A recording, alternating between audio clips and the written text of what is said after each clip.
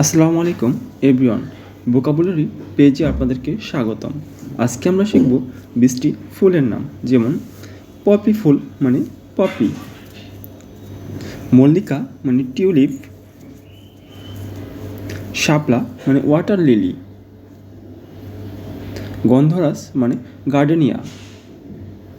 তারা ফুল মানে ডেজি,